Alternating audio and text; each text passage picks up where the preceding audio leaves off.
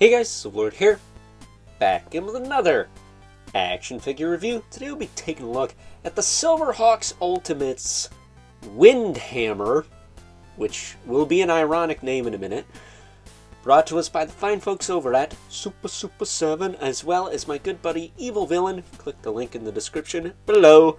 Head on over to his Instagram, give him a follow, let him know I sent you, but as always, don't be a jerk-a-fassa, or he'll break your freaking legs. So, with that being said, Windhammer, Silverhawks. I know next to nothing about Silverhawks, other than I used to have the Buzzsaw Robot guy, and he was very amusing to me. I want to say, who made those? Is it Kenner that made those? I almost think Kenner made those. But I used to have that guy, so I'm kind of inclined to pick up him now, along with the Minotaur and Monstar, and is that it for the villains? I think there's a chick villain, but I don't know if they made her yet.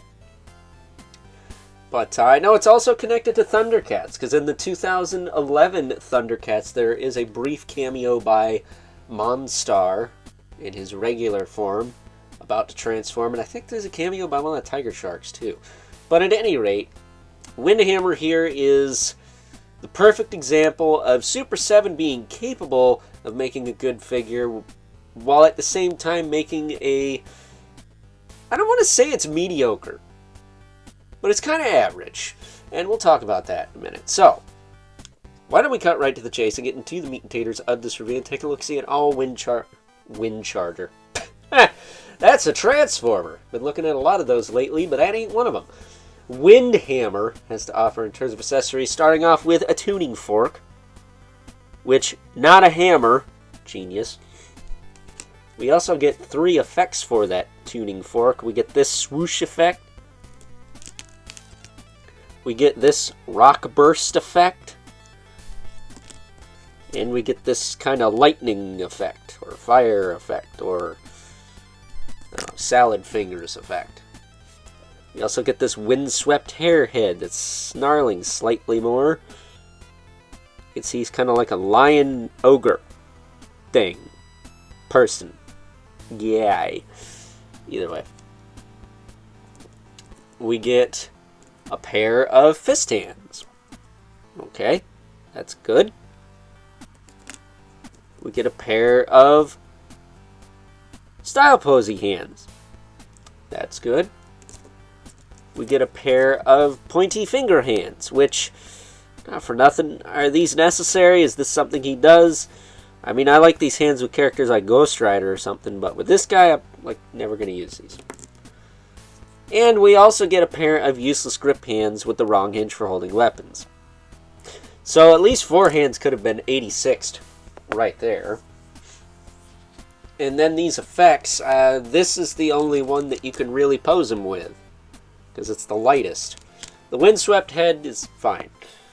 But taking a closer look at Windhammer, his shoulder joints, as you can see, they're not the floppiest, loosest thing ever. But they are not going to hold that thing up. Even without an effect, it still wears him down. So unless you're going to have this guy holding his staff with 2 hands, posing is going to be difficult. Speaking of posing, his articulation is there, but it's not great. His head will rotate. His head will look up and down a little bit. His crazy heavy metal down to his arse hair does inhibit or prohibit a lot of articulation. Shoulders are nice and tight, so that's good. The soft goods tunic gets out of the way and feels like a nice kind of felt material. These will rotate. He's got a bicep swivel, single jointed elbow, which, as far as range goes, I think only gets about 90. Is that all you get out of that? I'm trying to bend that sucker without pinching the tunic in there.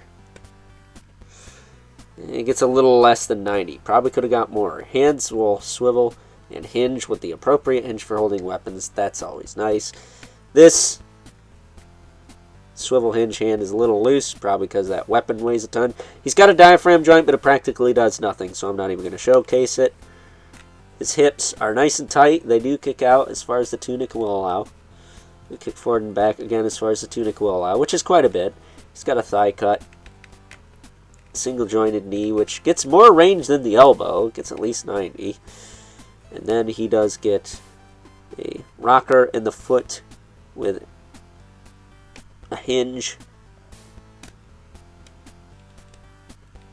And that's all fine and dandy. Peg holes at the bottom of the feet, standard protocol there. But getting this elbow bent so we can give him his tuning fork of doom, because this is the only one of these guys I have. I gotta be honest, I think I'm inclined to pick up the villains now because I have this guy. I don't know, they seem kind of cool. They look good with Mumra's crew from the Thundercats Ultimates, so that might be reason to pick them up. And a lot of them are super cheap, so you know. I don't know if Mumbo Jumbo's super cheap, but I know the Monstar, that's like a monster, the big one, and then that robot, that Buzzsaw robot, those are relatively affordable nowadays. But bringing in our two regulars, we have the Mythic Legion's Brother Manibulith, which I'm not sure if these Silverhawks are sculpted by Four Horsemen or not. I want to say they were, but don't quote me on that. I know they've done work for Super7 in the past, mostly with Thundercats, but I don't know if they worked on these. We also have the infamous Mkar-11 Spawn, who is towering over everyone because Windhammer, despite the fact that he is a Super7 Ultimate, is a little teeny guy. He's a little ugly lion-faced troll-looking thing. So with that being said, it's time now that we wrap things up with some final thoughts. Overall, and aside from not actually having an actual hammer as a weapon, I have to say that my good buddy Evil Villain, I think, has sent me down another rabbit hole of figure lines I didn't expect to collect, but kind of want to dip my toes into at this point. That said, as far as Windhammer actually goes, I think he's a decent figure, and I have to say, I think Super7 is like a step below NECA. They're not as good as NECA's, but they're not as bad as some people say they are. Sure, they have their issues, but I like this figure. I don't know what it is. Maybe it's just the goofy character design. It's fun, it's different, it's not the same body repainted for the 100th time. And maybe that's what I like about Super7. They put a little bit of effort into it. Now, if they could just put a little bit more into it, maybe more than that. But at any rate, hope you guys enjoyed this review. Until next time, I'll catch you guys later.